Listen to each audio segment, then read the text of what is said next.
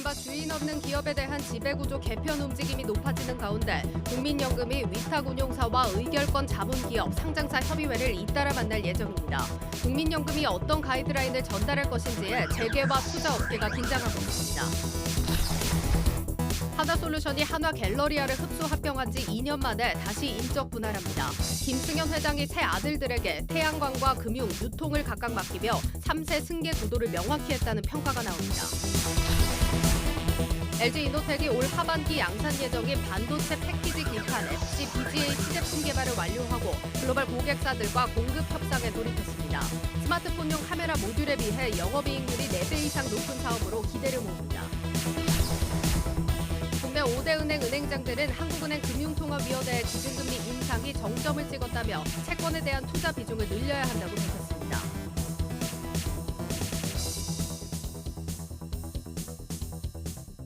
여러분 안녕하십니까? 대한민국 대표 경제 뉴스 뉴스플러스 시작합니다. 이번 주 증시 프리즘은 박찬휘 기자와 함께합니다.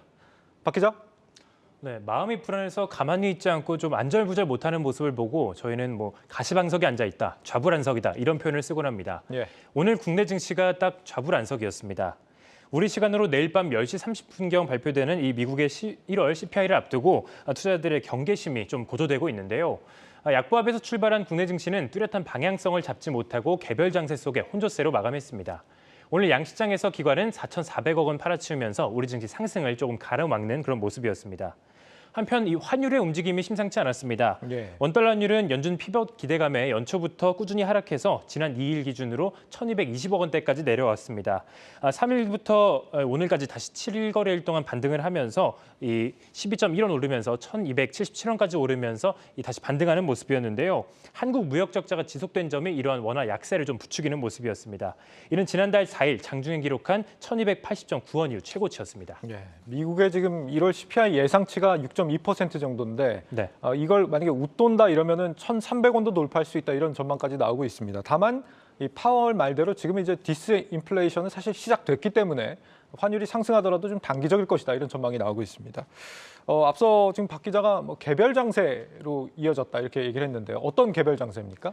네, 국제유가가 지난 10일 급등하면서 정유주와 조선주 등 이 관련주들이 강세를 보였습니다. 네. 정유주 중에는 한국석유가 7%대 올랐고 흥규석유와 S-오일 등 다른 정유주도 강세를 보였습니다.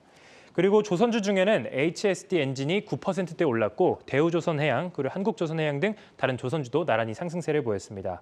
국제유가는 지난 10일에 러시아가 이 서방 국가들의 제재에 대응하기 위해서 3월에 하루에 50만 배럴의 원유를 감산할 것이다라고 발표를 하면서 지난 10일에 2% 올랐습니다. WTI는 지난 한 주간 8% 넘게 급등하면서 3주 만에 상승세로 돌아섰는데요. 어느새 80달러 돌파를 시도하고 있습니다.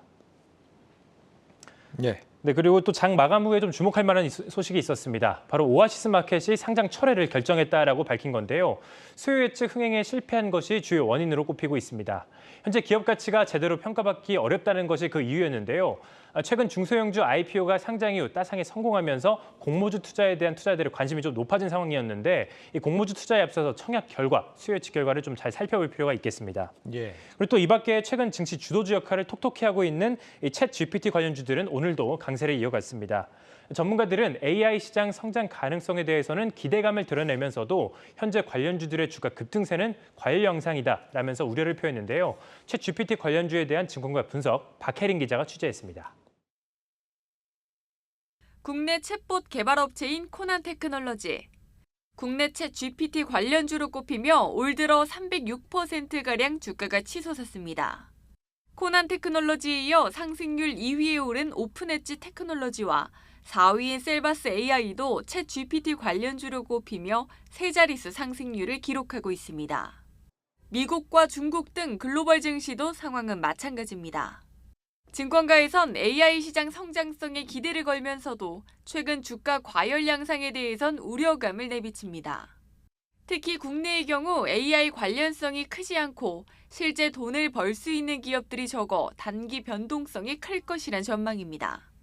코난 테크놀로지는 지난해 3분기 37억 원의 영업 손실과 33억 원의 단기 순손실을 기록했고 올해 예상 실적과 현 주가로 따져봤을 때 주가 수익 비율은 61배를 웃도는 등 동종업계 대비 크게 높은 수준입니다. 이번엔 챗 GPT에게 관련주들의 주가 급등에 대해 어떻게 생각하냐고 직접 물었습니다. 급격한 주가 상승은 때때로 과대평가로 이어져 향후 주가 변동 위험을 키울 수 있을 것이란 우려스런 답변이 돌아옵니다. 개인 투자자들이 상승장에서 소외되는 포모 현상에 빠져 섣불리 투자하는 것은 경계해야 한다는 전문가들의 답변과 거의 유사합니다. 전문가들은 만약 챗 GPT의 성장성에 투자하길 원한다면 개별 종목보다는 글로벌 IT 기업에 투자하는 펀드를 통해 리스크를 최소화하는 것도 방법이라고 조언합니다.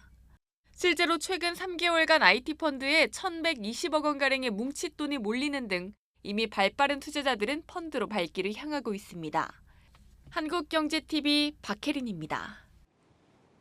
네, 요즘 뭐 AI 기업들 굉장히 많이 등장을 하던데 네. 보니까 이제 챗 GPT를 활용한 기업 뭐 이렇게 표시가 된 곳도 있고 챗 GPT와 뭐 비슷한 서비스를 제공하는 기업 뭐 이런 식으로 다양하게 포장들이 되어 있더라고요. 네. 이런 걸 뭐 충분히 좀 구분을 해보실 필요가 있겠고 또 챗 GPT를 활용한다고 또 다 수익화가 되는 건 아니기 때문에 실제 수익화 모델까지도 점검을 해볼 필요는 있겠다는 생각이 듭니다. 맞습니다. 자, 증시 흐름 얘기를 좀 돌아가 보면 앞으로 주가 흐름은 역시 이제 물가 흐름에 달렸다 이렇게 보여집니다.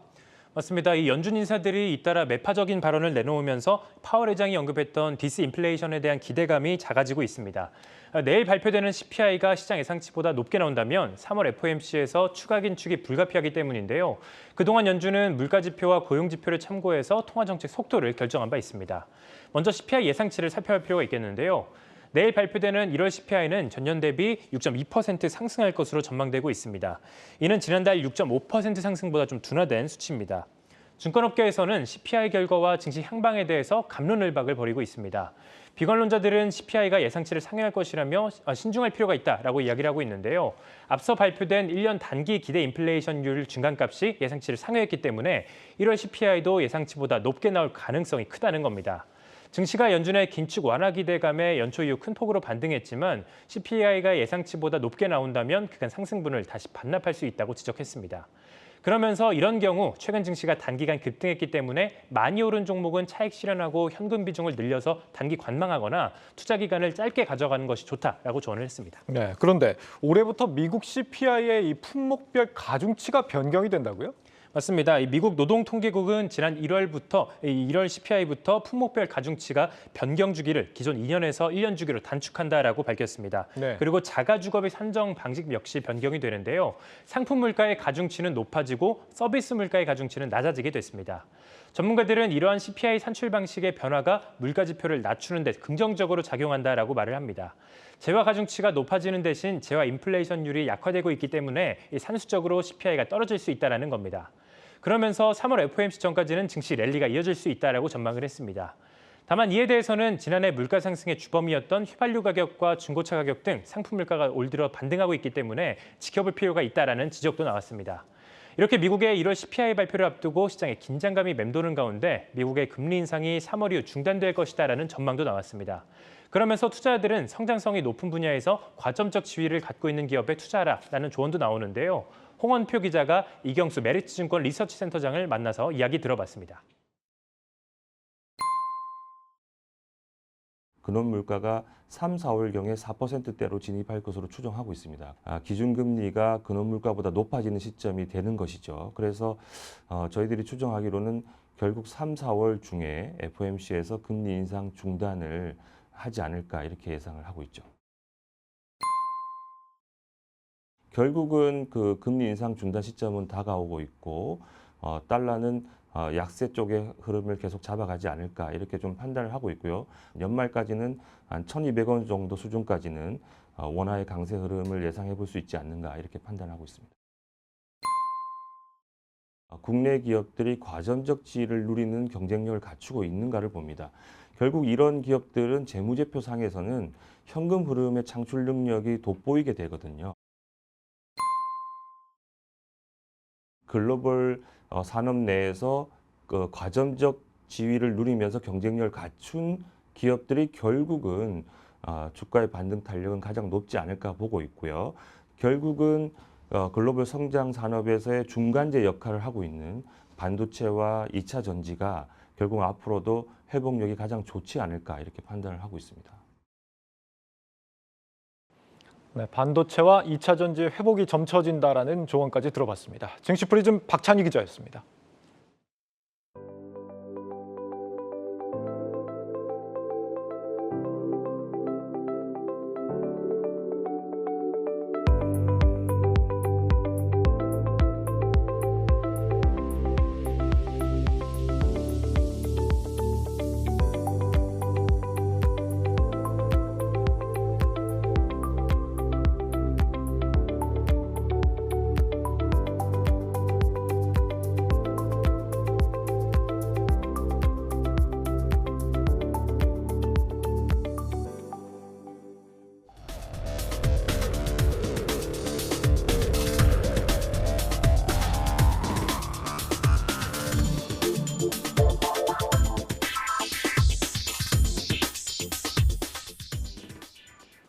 네, 올해는 상황이 심상치가 않다. 지난해 역대 최대 실적을 냈던 금융권 수장들이 잇따라 이렇게 우려를 쏟아내고 있습니다. 저희 한국경제TV가 5대 시중은행장들로부터 현재 경기 상황과 전망 그리고 투자 방향에 대해서 물었습니다. 이 사안 취재한 경제부 신용훈 기자 나와 있습니다. 신 기자, 금융권에서 지금 우리나라 경제에 있어서 최대 난제를 어떤 사안으로 보고 있을까요? 일단 앞서 다들 알고 계신 것처럼 인플레이션이라든가 무역 적자 같은 경기 침체 우려에 대한 내용은 공통적으로 안고 있는 상황이고요. 예. 여기에 대해서 금융권에서는 부채 리스크를 가장 큰 난제로 꼽고 있었습니다. 고금리로 인해서 파생되는 문제들이죠. 예를 들면 대체 연체율이 오른다든지 아니면은 취약 차주들의 금리 부담 때문에 디폴트 가능성이 높아진다든지 하는 부분들인데 이 부분에 대한 부분을 가장 큰 난제로 꼽고 있었고요. 특히 이제 KB와 신한 농협은행장의 경우에는 이 차주의 상환 능력이 악화되면서 은행 건전성까지 위협을 하고 있다라고 봤고요. 또 하나은행장과 우리은행장의 경우에는 이에 더해서 부동산 PF, 그러니까 부동산 기업금융 부문의 부실 가능성도 높아질 것이다라고 예상을 했습니다. 예, 금리 상승에서 비롯되는 문제들을 염려하고 있다. 직접 5대 시중은행장들의 설문조사를 한 데이터인 거죠? 맞습니다. 예, 어떻게 또 은행장들을 다 취재를 다 했습니다. 실제 지금 그런 우려가 지표로도 확인이 되고 있는 상황 아닙니까? 맞습니다. 올해 이제 기준금리가 정점을 찍고 그 여파가 본격적으로 나타나고 있다라고 볼 수가 있겠는데요. 사실 지난해까지만 하더라도 금리 정점이라는 인식은 없었습니다. 계속해서 금리가 올라갔었고 거기에 따라서 대출 연체율 자체도 그렇게 큰 우려할 만한 수준은 아니었는데 예. 이게 이제 3분기까지는 괜찮았거든요. 근데 4분기 들어서면서 은행권의 연체율 상승세가 눈에 띄게 늘고 있는 걸로 나타났습니다. 실제로 5대 신흥은행들의 지난해 12월 기준 대출 연체율을 살펴봤더니 9월보다 상당히 오른 것으로 나타났는데요. 가계대출의 경우에는 0.16%에서 0.19%로 0.03%포인트 올랐고 또 개인 사업자 대출이라든가 중소기업, 대기업 대출도 각각 0.06%포인트, 0.05%포인트, 0.01%포인트씩 상승을 했습니다.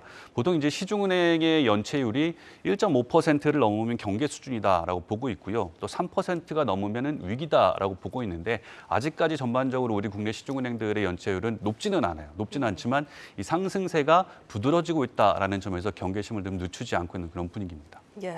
은행장들이 바라보는 금리 전망도 궁금합니다. 물론 기준금리 같은 경우는 파월 의장과 이창용 총재가 결정할 문제겠습니다만 기준금리는 얼마나 될 거라고 보고 있습니까? 사실 은행권에서도 가장 이제 관심 있게 지켜보는 부분이 바로 기준금리인데요. 예.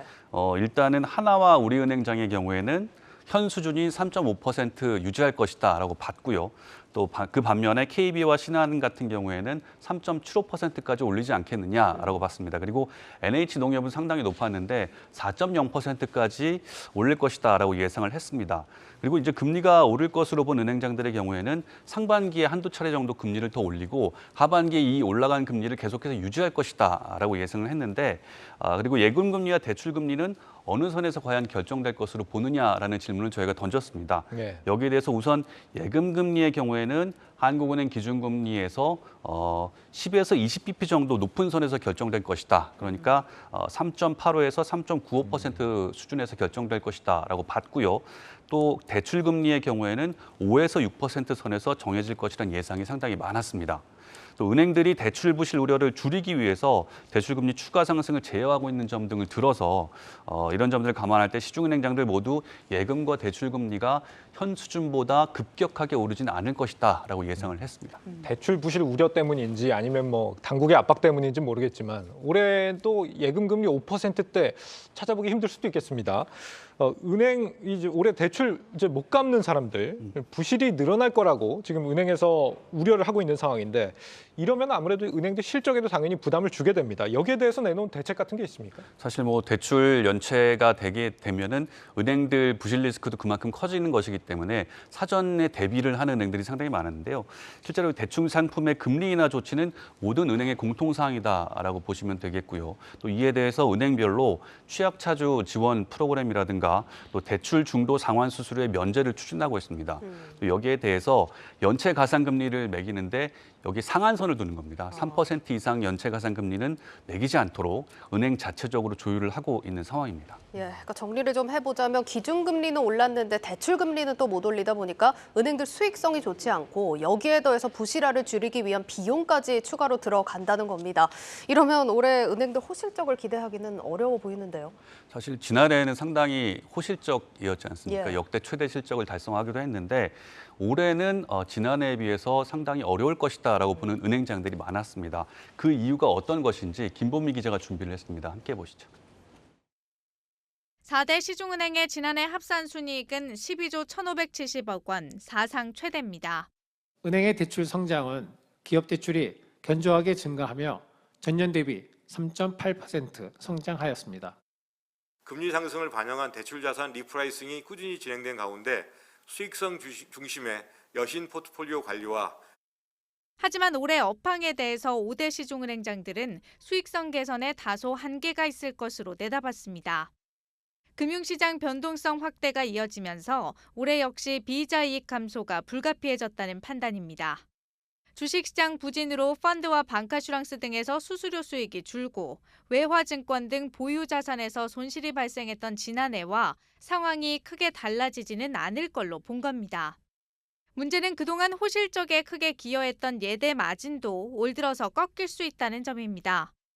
이르면 올해 1분기 중으로 예대 금리 차가 하락 전환할 것이란 전망이 나오는데 예대 금리 차 공시를 비롯한 당국의 규제 강화, 예상보다 빠른 은행채 금리 안정화 등이 주된 배경으로 지목됩니다. 이처럼 이자 부문과 비이자 부문 모두 수익성 개선이 쉽지 않은 상황에서 각종 사업을 위한 투자를 늘려야 하는 점은 부담입니다. 신한은행은 기존 서비스로는 살아남을 수 없다며 대대적인 변화를 추진 중이고 하나은행 역시 디지털 인력 확충에 집중할 계획이라고 밝혔습니다. 우리은행은 MZ, 알파 세대 등으로 고객들이 세분화되면서 맞춤형 서비스 제공이 중요해졌다며 이를 위한 투자 확대에 나선다는 계획입니다. 이외에도 은행권은 당국의 특별대손 준비금 적립 요구, 점포 영업시간 확대 등에 따른 비용 증가를 고려해야 하는 상황. 자본 건전성과 수익성, 그리고 향후 성장성까지 확보해야 하는 은행권의 고민이 깊어가고 있습니다. 한국경제TV 김보미입니다. 네, 복합 위기 속에 은행들 경영 환경 역시 만만치 않을 것으로 예측이 되고 있습니다. 그렇다면 이런 시기에 은행장들은 또 어떤 투자 전략을 갖고 있을지 궁금한데 은행장들이 꼽은 베스트 투자 전략은 뭘까요? 이게 상당히 다양한 의견들이 나왔는데 그중에서 공통적인 부분이 바로 채권이었습니다. 국채라든지 우량 회사채에 투자하라라는 것이 은행장들의 공통된 솔루션이었는데요. 금융시장 불확실성이 높아진 상황에서 대표적인 인컴 자산인 채권에 투자하라라는 겁니다. 특히 금리 인상 사이클이 올 상반기에는 이제 끝날 것이다. 네. 그리고 이제는 계속 그 오른 금리로 쭉 가거나 아니면 그 이후에 좀 내릴 것으로 예상이 되고 있는데 그런 만큼 이 상반기에 채권을 사두게 되면 이자 수익과 또 액면가 프리미엄을 동시에 누릴 수 있다라는 것이 그 이유입니다. 알겠습니다. 일단 뭐 채권 투자를 늘려라라는 조언이 나왔고 주식과 또 부동산 시장에 대한 투자 전망도 궁금한데요. 네, 일단 주식의 경우에는 고금리가 지속될 것이라는 점에서 배당 성향이 높은 종목 위주로 좀 투자를 하라라는 조언을 해줬고요. 부동산의 경우에는 이 변동 사이클이 큰 만큼 고금리가 지금 오랫동안 지속될 것으로 예상되기 때문에 앞으로 계속해서 좀 꾸준히 하락하지 않겠느냐, 좀 관망하는 전략을 좀 갖고 가야 되지 않겠느냐라는 의견을 냈습니다. 예, 여기까지 듣도록 하겠습니다. 경제부 신용훈 기자였습니다.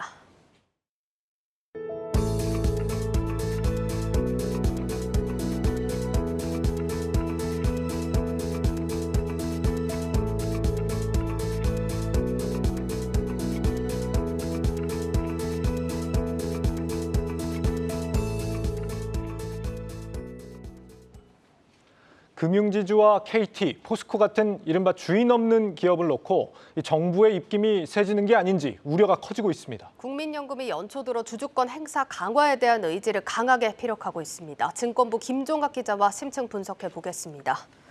김 기자, 지난달 금융위원회 업무보고 이후에 국민연금 내부에서도 보면 주인 없는 기업에 대한 주주권 강화를 시사하는 발언이 좀 연일 이어지고 있는 모습입니다. 네. 오늘 같은 경우는 위탁 운용사들까지 불러 모았다면서요. 네, 국민연금이 정기 주주총회를 앞두고 위탁 운용사들을 한 대 불러 모았습니다. 예. 한 30곳 정도가 되는데 의결권 행사 방향에 대해서 간담회를 오늘 가진 겁니다. 모두 7조 7천억 원의 자금을 국민연금으로부터 위탁받아서 장기간 운영해온 기관 투자자들인데 최근에 논란이 되고 있는 주주 행동 등과 연관된 기관 투자자들이 다수 포함되어 있습니다. 또 오늘 16일과 17일에도 국민연금은 상장사 협의회 그리고 의안분석 자문기관들을 만나서 의결권 행사 세분 기준과 사례를 공유할 예정입니다. 의결권 행사 세부 기준이나 사례를 공유한다. 이게 어떤 의미가 있는 걸까요? 그러니까 국민연금이 통상적으로 이제 주총에 들어가게 되는 상장사들이 공개하는 의안들을 이제 지분을 가지고 있다 보니까 가령 이사 선임이라던가 배당이라던가 아니면 이제 정관 변경에 대해서 적합하냐, 이 기업의 가치를 지킬 수 있느냐를 나름대로 분석을 하게 되는데 예. 이게 국민연금 자체적으로 직접 투자했을 때는 문제가 없지만 위탁받은 경우에는 본인들이 설정한 그 기준을 또 따라야 하기 때문에 중대한 경우에는 또 수탁자 책임위원회를 거치도록 이런 절차들을 안내하는 그런 자리라고 이해를 하시면 될 것 같습니다. 예. 네, 그래서 이런 자리들을 지금 진행을 할 예정이고 국민연금이 이런 설명회를 통해서 이제 주주권 행사 가이드라인을 전달하는 그냥 통상적인 절차다라고 일단은 설명하고 있지만 아무래도 이 자리가 단순 권고는 아닌데다가 그 시점상 또 절묘한 문제가 있습니다. 우선 국민연금 안팎에서 올해 정기 주주총회에서 기관 투자자들의 책임 투자를 명시한 스튜어드십 강화에 대한 요구가 예년보다 부쩍 커졌다는 겁니다. 또 KTNG와 SM 등 국민연금 지분이 큰 기업을 상대로 행동주의 활동까지 이어지면서 표대결에 미치는 영향이 큰 국민연금의 주주권, 이에 대한 무게감도 달라졌습니다. 국내 주식시장 큰손인 국민연금이 주주권 행사를 본격적으로 이렇게 강화한 게 2018년에 이제 기관 투자자에 대한 책임 투자 명시를 한 이 스튜어드십 코드거든요. 근데 그 이후에 또 하나 2020년부터 책임 투자형 위탁 운용사에 대해서 운용 보고를 좀 강화하는 그런 조치들이 연달아 이어져 왔습니다. 지금까지 이렇게 책임 투자 대상 기업에 대한 국민연금의 의결권 행사 비율이 직접 투자인 경우에는 86%, 위탁사는 13% 정도였는데 최근에 이 주주행동 움직임도 강해지고 국민연금이 이를 의식하다 보니까 이러한 위탁 운용사들의 의결권 행사 비중도 점점 커질 것이다, 이런 전망이 나오고 있습니다. 지금 정부와 국민연금이 주주권 행사를 좀 강화하겠다라고 하고 있는 그 기업들이 주로 이제 지배주주가 없는 이른바 소유 분산 기업입니다. 네. 이들 기업에 이제 영향력을 행사할 만큼 국민연금이 갖고 있는 지분이 충분한 건가요? 국민연금이 우리나라 전체 시가총액의 한 5%, 10% 사이 정도를 지금 차지하고 있는데 웬만한 기업들이 다 주주를 차지하고 있습니다. 네. 비율을 찾아보면 국민연금이 지금 이제 보유하고 있는 기업들을 보면 최근에 CEO 재공모 문제로 논란이 되고 있는 KT가 9.95% 정도이고 포스코홀딩스가 8.72%, KT 8%, 신한금융, 우리금융 이런 웬만한 금융지주사들까지 전부 다 국민연금이 지분을 보유하고 있다, 이렇게 볼 수 있습니다. 예. 아무래도 영향력이 굉장히 크다라고 볼 수 있는데 더구나 국민연금이 이런 점을 의식해서 최근에 지난해까지만 해도 한 10% 정도 보유하고 있던 KT의 지분을 9.95%로 낮췄거든요. 이게 무슨 의미냐면 네. 그 기업의 특정 기업의 지분을 10% 이상 보유하게 되면 단기 매매 차익을 반환할 때 굉장히 문제가 되는데 주주권 행사를 위해서 이 비율을 조금 낮췄다, 이렇게 지금 해석이 되고 있습니다. 국민연금이 단순히 보유만 하는 것이 아니라 정말 이제 공언한 대로 기업들에 대해서 영향력을 키우겠다라는 의도가 여기에서도 좀 읽히는 부분이고요. 또 국민연금 지분 목적을 기존에는 단순 투자로 기재를 했었던 걸 일반 투자로 변경한 곳들도 있는데 이러한 것들도 주주 환원의 대상이 될 수가 있습니다.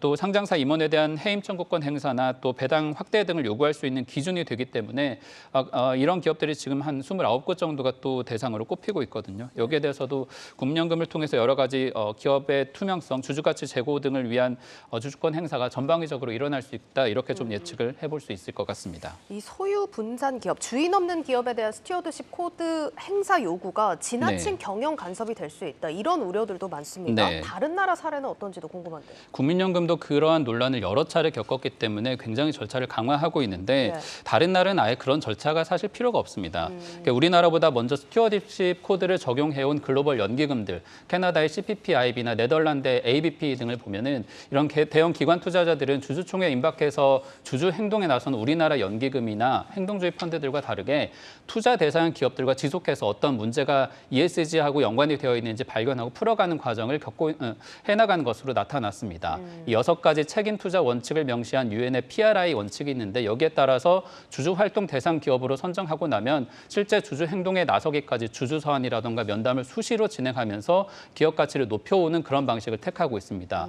이에 반해서 우리나라 국민연금과 기관 투자자들의 실정은 그렇지 못합니다. 이 상장사들과 대화가 충분하지 않은 상태에서 이 주주 가치 훼손을 좀 우려할 수 있는 주주총회 안건이 올라오게 되다 보니까 뭐 연기금도 마찬가지고 외국계나 전문 운용사들은 그 예안에 대해서 반대를 하는 비율이 상당히 높을 수밖에 없는데 실제로 데이터로도 이게 나타납니다. 이 외국계 기관의 의한 반대율이 7.8% 지난해 기록을 했는데 이게 전체 기관 투자자가 반대 행사한 4.2%보다 상당히 높은 비율이 된 것으로 알 수 있습니다. 우리나라는 기업하고 사전에 충분하게 소통하는 과정이 좀 부족하다 보니까 아무래도 뭐 외국계들 잡음도 많이 나고 이런 얘기네요. 그리고요. 네, 또 하나 다른 점은 국민연금이란 기관 자체가 보건복지부 산하에 있는 국민 노후 자금을 운용하는 기관이라는 점입니다. 다른 나라 앞서 예를 들었던 캐나다나 네덜란드 같은 곳들은 독립적인 또 기관이 따로 의안을 분석하고 그 의안에 대해서 주주권 행사하도록 되어 있는데 국민연금은 전혀 그런 구조가 아니라는 점에서 약점을 가지고 있어서 이런 독립적인 지배 구조를 갖고서 행동하기엔 상당히 제약이 있습니다. 국민연금이 기금운용의 지금 또 제1원칙으로 본래 삼아야 할 게 수익성 원칙, 국민의 노후 자금을 지키고 최대한 수익을 높여야 하는 그런 문제를 해결하기 위해서라도 앞으로 이런 의결권 문제를 국민연금이 좀 강화해야 한다 이런 얘기들이 나오고 있고요. 그리고 또 지금 최근에 논란으로 주목을 받고 있지만 우리나라의 스튜어드십 코드를 통해서 이제 주주권 행사가 시행되는 것도 이제 5년 차 정도밖에 되지 않습니다. 사실은 굉장히 역사가 짧은 상태라서 이에 대해서 좀 더 보완될 필요가 있는데 국민연금의 주주활동 대상 기업 수가 2020년 109곳에서 2021년 145곳으로 늘고 주주 서한이나 면담을 하는 기업도 조금씩 늘고는 있지만 여전히 좀 더딘 속도로 진행이 되고 있는 상태입니다. 국민연금 이와 관련해서 기업 경영 간섭이라는 우려를 덜기 위해서 수탁자 책임 이득의 역할을 더 키우고 공정한 주주활동을 위해서 마련되는 국민연금 기금의 주주활동 가이드라인에 따라서 이 주주활동을 좀 더 적극적으로 전개해 나가겠다 이런 입장을 밝히고 있습니다. 네, 우리 국민연금도 관치 논란에서 자유로워지기 위한 자구책들 좀 더 마련할 필요가 있겠습니다. 증권부 김종학 기자와 심층 분석했습니다.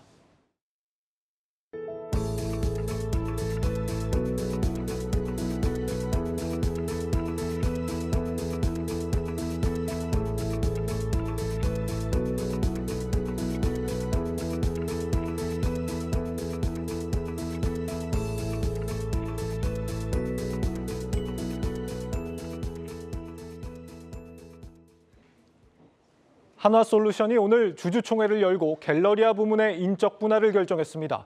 태양광 사업을 한 단계 레벨업하는 동시에 승계 구도를 감안한 사업 구조 개편도 마무리했다는 평가가 나옵니다. 이지호 기자가 보도합니다. 한화솔루션은 오늘 주주총회를 열고 갤러리아 부문 인적 분할을 결정했습니다. 이번 결정으로 한화솔루션은 주력인 태양광에 올인한다는 전략입니다. 한화솔루션은 큐셀, 케미칼, 인사이트 등 3개 부문으로 개편됩니다. 한화솔루션에서 갤러리아 부문이 차지하는 비중은 지난해 3분기 기준 3.75% 수준으로 외형에는 큰 변화가 없습니다.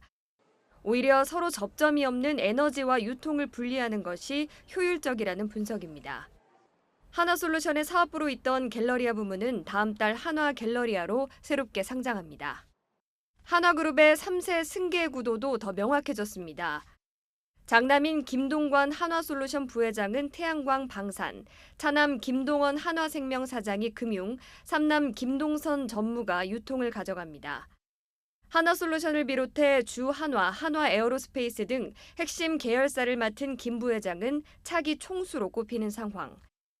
2010년부터 태양광 사업을 주도해온 현재까지의 성적은 합격점이라는 평가입니다. 지난해 초까지 적자를 면치 못했던 한화솔루션 태양광 부문 영업이익은 올해 1조 167억까지 뛸 전망입니다. 미국 IRA도 이제 올해부터 그 효과 들어오기 시작하면은 당연히 좋아지는 건 맞고, 미국 같은 경우는 사실 다른 지역들보다 모듈 가격이 더 비싸잖아요. 하나솔루션 같은 경우 거의 대부분 모듈 판매를 거의 미국으로 하고 있으니까 4분기 때가 좀 피크라고, 결국에는 나중에 가격이 하향 안정화될 거고, 지금보다 스프레드는 줄어들 가능성이 조금은 있는 거죠. 한화솔루션의 주력인 태양광 모듈 시장이 포화 상태에 이를 것으로 보이는 만큼 발전소를 설치 시공하는 다운스트림 등으로 사업을 확장해 성장성과 수익성을 이어가야 한다는 지적입니다. 한국경제TV 이지우입니다. LG이노텍이 올해 하반기 양산 예정인 반도체 패키지 기판 FCBGA 시제품 개발을 완료하고 글로벌 고객사들과 공급 협상에 돌입했습니다. 스마트폰용 카메라 모듈보다 영업이익률이 4배 이상 높다고 하는데 저희 취재진이 LG이노텍의 FCBGA 신제품을 최초로 영상에 담았습니다. 신재근 기자입니다. 양산 전 시험 가동을 위한 막바지 설비 공사가 한창인 LG이노텍 구미 4공장입니다. 이 공장에선 데이터 센터 서버 등에 적용되는 반도체 패키지 기판 플립칩 볼그리드 어레이 FCBGA가 생산될 예정입니다. 제가 들고 있는 것이 FCBGA입니다. 반도체 칩을 메인 기판과 연결해 전기 신호와 전력을 전달해주는 장치로 PC와 인공지능 그리고 자율주행차까지 폭넓게 사용될 전망입니다. LG이노텍은 이르면 10월부터 FCBGA를 대량 양산합니다. 이미 시제품 개발은 마친 상태로 데이터 센터 업체 등 글로벌 빅테크 기업들과 공급 협상을 진행하고 있습니다. 메모리 반도체 시장은 공급 과잉 상태지만 FCBGA는 품귀 현상이 일어날 정도입니다. 일본과 대만의 일부 기업이 생산하고 있는데 국내에선 삼성전기가 최근에야 사업을 시작해 수요에 비해 공급량이 턱없이 부족하기 때문입니다. 이 같은 공급 부족이 4년 뒤인 2027년까지 지속될 것이란 분석도 나옵니다. 첨단 제품인 만큼 수익성도 높은 것으로 평가받습니다. 지난해 LG이노텍의 기판 소재 사업의 영업이익률은 카메라 모듈보다 4배 이상 높은 22.8%로 추정됩니다. LG이노텍은 FCBGA로 반도체 회로 기판 사업의 수익성을 더 높일 방침입니다. 고성능 PC, 전기자동차, 네트워크 서버에 들어가는 그런 플립칩 BGA는 아주 고기능화되고 고다층으로 구성이 되어 있습니다. 그렇다 보니 일반적인 전자제품 대비해서 그 기기에 들어가는 플립칩 BGA도 역시 고기능화되고 아주 고성능화되는 그런 플립칩 BGA가 적용됩니다. 성장성뿐만 아니라 수익성도 높다고 볼 수 있습니다. 전 세계 FCBGA 시장은 2030년께 지금보다 2배 이상 큰 20조 원 이상으로 규모가 커질 전망입니다. 아직은 이비덴과 신코덴키 등 일본 기업들이 시장 점유율 60%를 차지하고 있어 만만치 않은 환경입니다. LG이노텍은 스마트폰용 안테나 기판 시장 점유율 1위 기술력으로 수년 내 FCBGA 시장에서도 1위 사업자로 거듭나겠다는 목표를 세웠습니다. 한국경제TV 신재근입니다.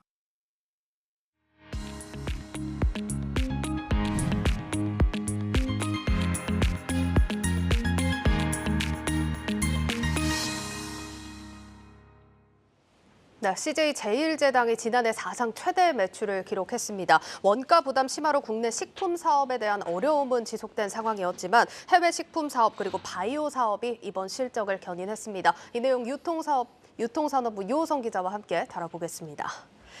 유 기자, CJ제일제당 사상 최대 매출입니다. 실적 어땠습니까? 시장의 예상치보다는 좀 낮았지만 그래도 고무적이다 이런 평가가 나오고 있습니다. 예. CJ제일제당은 매출액 18조 7,700억 원을 기록하며 사상 최대 매출을 또 한 번 경신했습니다. 영업이익은 전년 동기 대비 7.6% 증가한 1조 2,600억 원을 기록했습니다.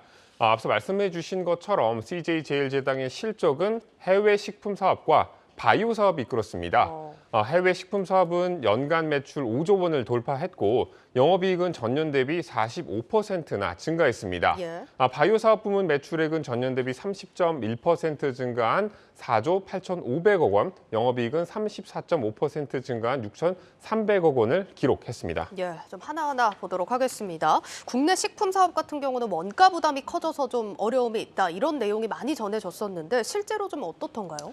식품사들이 이 원가 때문에 비명을 지르고 있다 이렇게 예. 알고 계신 내용이죠. CJ도 뭐 여기에서 좀 벗어나지는 못한 그런 상황입니다. 국내 식품 사업은 매출액이 전년보다 14%가량 증가했지만 영업이익은 오히려 뒷걸음질 치는 모습이었습니다. CJ제일제당은 밸류체인 전반에 걸쳐 비용 효율화와 이 마진 방어 노력에도 불구하고 이 곡물가 고점 시기에 구매한 원재료들에 지금 이제 투입이 되고 있고 또 환율 상승에 따른 원가 부담이 증가하면서 이 국내 식품 사업 부문의 이익이 줄었다고 설명하고 있습니다. 다만 해외 식품 사업이 전체 매출에서 차지하는 비중이 이 역대 최고 수준인 47%까지 올라 예. 전체 실적을 견인했습니다. 예, 그러니까 해외 식품 사업과 같이 또 실적을 견인한 부분이 바이오 사업 부분입니다. 보니까 매출, 영업이익 다 30%대로 좀 성장을 했던데 사실 앞서서 증권가 전망을 보면은 바이오 사업 좀 부진할 거다 이런 예상들이 많았습니다. 결과 보니까 사실 반전이라고 할 수 있네요. 네네. 이 시장에서는 이 라이신이라는 것의 판가 하락이 이 CJ제일제당 실적에 발목을 잡을 것이다. 이런 전망을 내놨었는데요. 예. 이 라이신이 뭐냐면 이 돼지나 닭 같은 그 먹이에 섞어서 동물의 성장을 촉진하거나 면역력을 강화하는 역할을 하는 아미노산을 말합니다. 공급 과잉 때문에 판가가 떨어져서 악영향을 미칠 거란 분석이 있었는데요. 하지만 실제로 성적표를 받아보니 바이오 사업도 실적이 개선되는 모습을 보였습니다. 실제로 라이신이 과거 CJ제일제당 바이오 사업의 한 축을 차지하기도 했었지만 이 최근 들어서는 이 비중이 20%대까지 낮아졌어요. 그래서 이 판가 하락에 따른 영향을 좀 덜 받기도 했고 이 또 라이신 비중을 줄인 대신 발린이나 이 알지닌 같은 아미노산 계열의 고부가가치 소재 공급을 늘렸거든요. 예. 이러한 선제적인 제품 포트폴리오 다각화 노력 덕분에 예. 시장 전망과는 좀 다른 결과를 내놓을 수 있었습니다. 알겠습니다. 일단 뭐 이런 뚜렷한 성과 좋습니다. 우려되는 부분도 한번 짚어보자면 식품 사업 같은 경우는 뭐 당분간 어려울 전망이다. 이런 분석들 좀 고려를 해야 될 것 같고 앞서 말씀해주신 라이신 비중이 낮아졌다고는 하지만 수익률이 여전히 큰 부분을 또 담당을 하고 있습니다. 이런 부분들을 어떻게 좀 극복을 하겠다라는 계획일까요? 일단 식품 사업, CJ제일제당 주력 사업인 식품 사업은 이 소비 침체기를 맞아서 이 당분간 어려움이 지속될 전망입니다. 다만 해외 매출과 이익이 지속적으로 증가하고 있고 올해 2분기 이 곡물 가격과 환율이 안정화 추세로 접어들 것이란 전망들이 나오고 있다고 CJ제일제당은 좀 보고 있거든요. 예. 그래서 이 하반기부터는 본격적인 수익성 개선에 나설 것으로 보이고요. 이 바이오 사업의 경우에는 이미 포트폴리오 다각화에 나선 상태고 또 이런 고부가가치 아미노산 시장은 성장성이 높지만 반대로 이 시장 규모가 아직은 좀 작아서 예. 경쟁사들이 이 설비 투자를 좀 꺼리고 있어요. 그래서 이 CJ제일제당은 기존 공장 내에 이 그럼에도 불구하고 CJ제일제당은 기존 공장 내에 이 호환 설비를 보유하고 있어서 단기간 내에 제품을 대량 생산할 수 있고 또 이를 통해서 시장 지배력을 갖추기가 용이하다고 설명하고 있습니다. 또 기존 바이오 사업부에서 이 식품 소재를 담당하던 HN 사업부를 떼서 F&T 사업부라는 걸 신설을 했거든요. 예. 이곳에서 미래 식품 소재나 대체 단백, 배양 단백 뭐 이런 신성장 동력을 보다 강화할 예정이라고 하니 이 기업 가치 제고 측면에서도 긍정적인 역할을 좀 할 것으로 기대가 되고 있습니다. 네, 잘 들었습니다. 유통산업부 유호성 기자였습니다.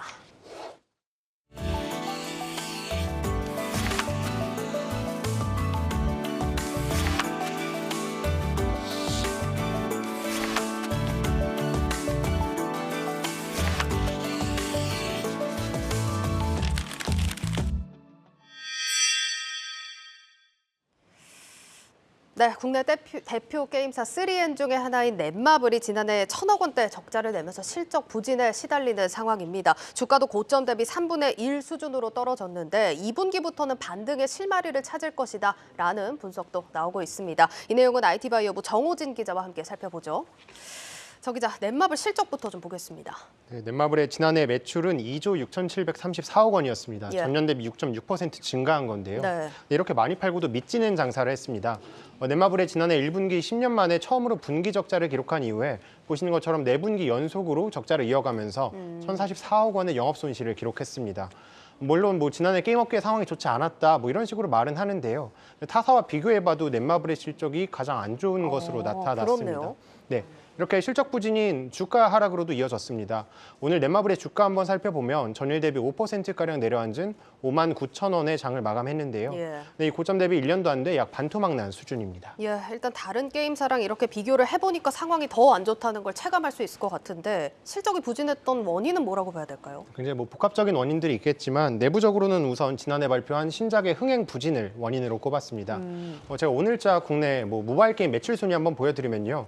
넷마블의 게임은 보시는 것처럼 왼쪽 하단에 블레이드 앤 소울 레볼루션밖에 없습니다. 이 게임 같은 경우에는 지난 2018년에 출시한 게임이고요. 또 넷마블의 IP도 아니고 NC소프트 IP 원작의 게임입니다. 넷마블의 지난해 기대 신작은 세븐나이츠 레볼루션이라는 게임이 있었는데 이 게임의 경우 매출 기여도가 3%도 안 되는 것으로 파악됐습니다.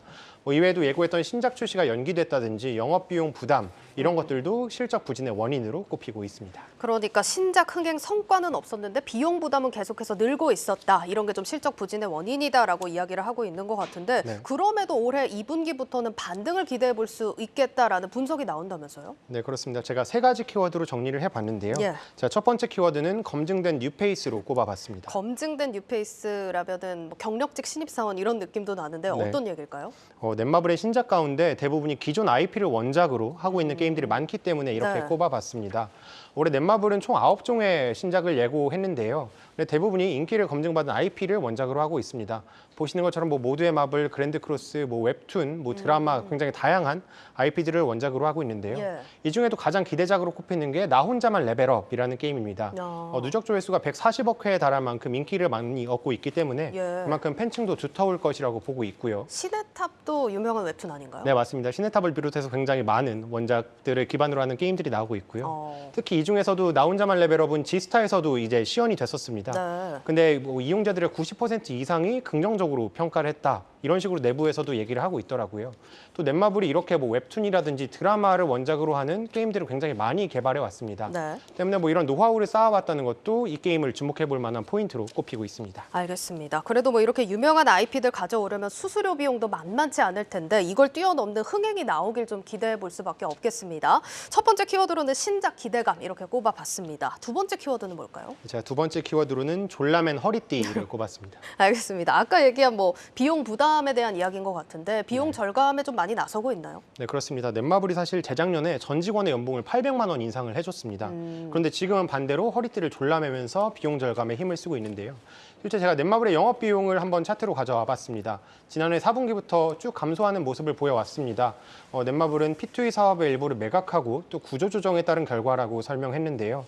권현식 넷마블 대표는 올해 전반적으로 인력 통제를 철저히 할 계획이고 또 인력이 자연 감소한다면 지난해 4분기에 대비해서 올해 인력이 증가할 가능성은 없다고 본다 이렇게 예. 말했습니다. 이렇게 허리띠를 졸라매면서 넷마블의 실적도 단기적으로 개선될 것이다. 시장은 이렇게 내다보고 있습니다. 예, 좀 씁쓸한 상황이지만 게임사들 공통적인 흐름인 것 같습니다. 비용 절감에 나선다라는 소식 두 번째 키워드로 살펴봤고요. 마지막 키워드도 보겠습니다. 네, 제가 마지막 키워드는 중국몽 이렇게 꼽아봤습니다. 파노 발급 얘기겠죠? 네, 맞습니다. 파노는 제가 설명드리면 중국 내에서 게임을 서비스할 수 있는 뭐 허가, 권리 이렇게 설명되고 있는데요. 네. 넷마블이 최근에 A3 스틸 얼라이브 이런 게임을 포함해서 총 게임 4종에 대한 파노를 발급받았습니다. 중국 게임 시장 상당 모든 시장이 그렇겠지만 게임에서도 상당히 큰 비중 차지하고 있는데요.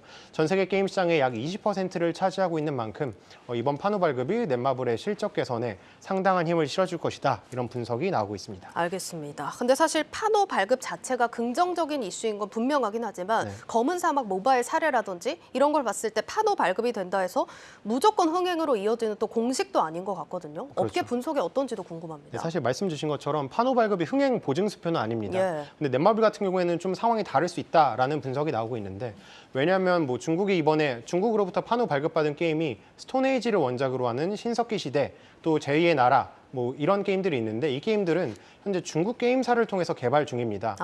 때문에 뭐 게임이 현지화에 대한 우려는 적다 이런 분석들이 나오고 있고요.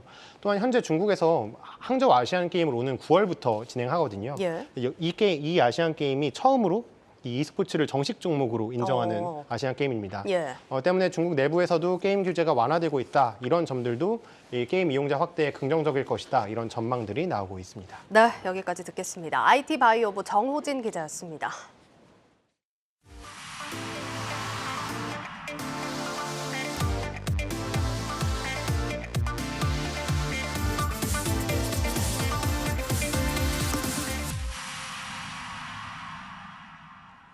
네, 고 웨스트 시간입니다. 요즘 원자재 시장 상황이 잠잠하다 다시 심상치 않아지고 있다고 합니다. 이 내용 오민지 기자와 함께 짚어보도록 하겠습니다. 오 기자, 앞서서도 잠시 언급이 됐지만 요즘 원자재 시장 동향이 또 심상치가 않습니다. 동향 어떤지 좀 살펴볼까요? 네, 먼저 원유부터 보겠습니다. 원유 가격 살펴보면요. 지난 2월 10일에만 WTI가 2.12% 올랐고요. 두바이유가 1.57%, 브렌트유가 2.24% 올랐습니다. 10일에 러시아가 감산을 발표한 영향인데요. 러시아는 유럽연합 또 G7의 제재에 대한 보복으로 3월부터는 원유 생산을 하루 50만 배럴 감축하겠다고 밝혔죠. 예. 중국에서 방역 조치를 멈추면서 안 그래도 원유 수요가 늘고 있는데 이번 러시아 감산 조치가 함께 이 원유 가격 상승을 견인한 것으로 풀이가 됩니다. 국제유가는 2월 들어서 가격이 상승세를 보이고 있습니다. 작년 12월에 저점을 찍었던 브렌트유가 2월 들어서는 회복세를 보이고 있습니다. 예, 당연히 이 소식에 웃을 종목들 정유주들이겠네요. 네, 맞습니다. 옥시덴탈 또 쉐브론이 최근에 잠깐 주춤했는데요. 이번 소식으로 일제히 주가가 반등했습니다. 지난 10일에 옥시덴탈 페트롤리움은 3.84% 올랐고요. 쉐브론도 2.10% 상승 마감했습니다.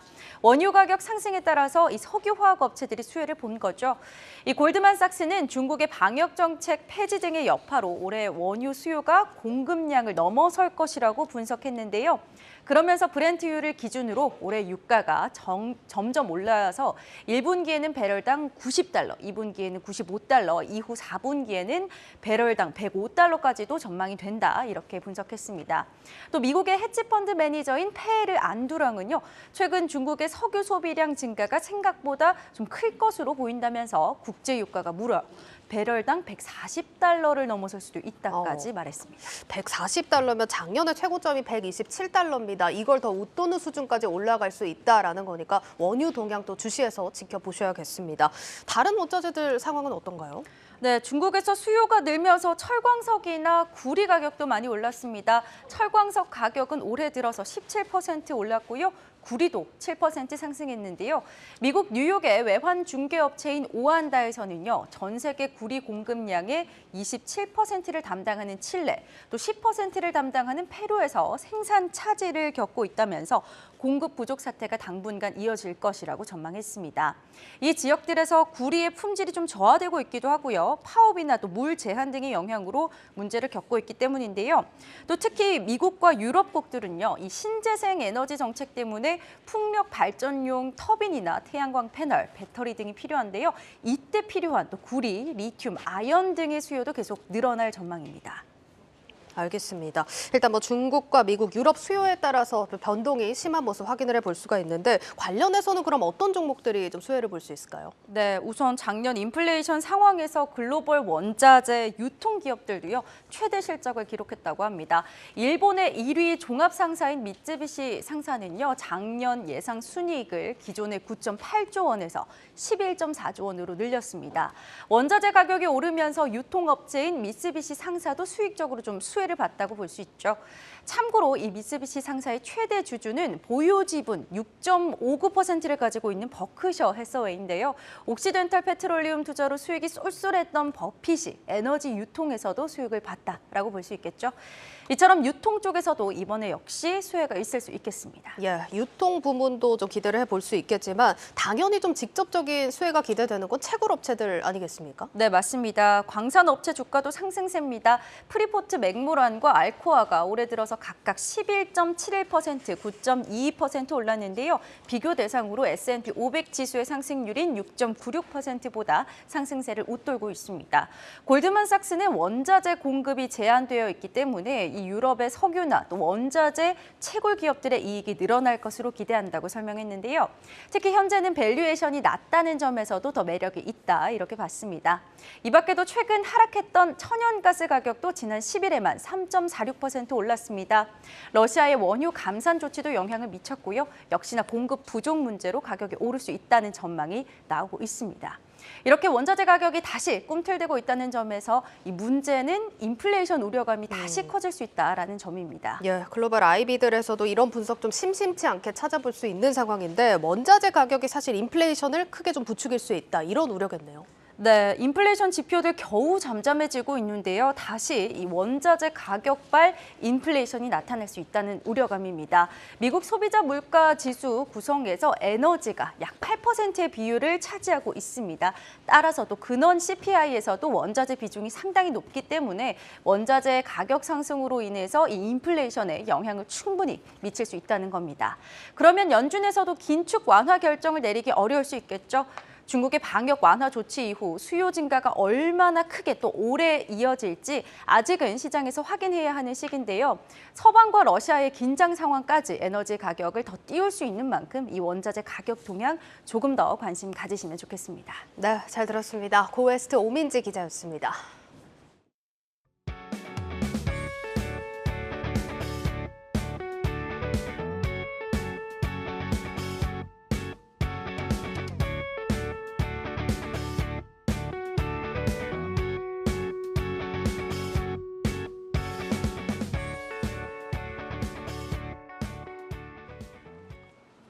내일자 한국경제신문 미리 살펴봅니다. 첫 번째 기사입니다.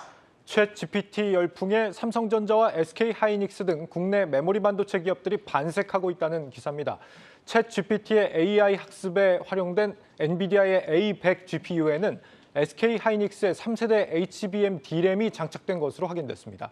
최신 제품인 엔비디아의 H100 GPU에도 SK하이닉스의 4세대 HBM 제품이 들어갔습니다. 삼성전자도 AI 서버용 D램 출시에 적극적입니다. 지난해 10월엔 세계 2위 GPU 업체 AMD가 개발한 AI 가속기에 HBM PIM을 납품했다고 합니다. 챗 GPT 같은 AI 서비스가 확산하면 고부가 가치인 HBM D램 수요도 커지는 만큼 메모리 반도체 기업들의 수익성 향상도 계속될 것이라는 소식입니다. 네, 다음으로 창업에 미친 사람들, 광인회에 대한 기사입니다. 서울 연남동의 3층짜리 셰어하우스 광인회관에는 창업에 미쳐있는 8명의 창업가가 함께 살고 있다고 합니다. 160억 원 이상의 투자금을 유치한 AI 검색 엔진 플랫폼 라이너의 김진우 대표가 세웠다고 하는데 입주 조건은 창업에 미쳤느냐라고 합니다. 처음 문을 열 때 100억 원이 채 되지 않았던 멤버들 회사의 기업 가치는 이제 2천억 원이 넘을 정도로 커졌고 직원 수도 25명에서 140명 이상으로 늘었습니다. 서비스의 월간 활성 이용자는 1,300만 명에 육박합니다. 국내 블록체인 생태계에도 광인회관과 비슷한 셰어하우스 형태의 커뮤니티 논스가 있는데 창업자와 개발자, 예술가까지 블록체인에 관심 있는 젊은이들이 모여 유명 스타트업을 육성해냈다는 소식까지 전해드리겠습니다. 뉴스 플러스를 마치겠습니다. 여러분 고맙습니다.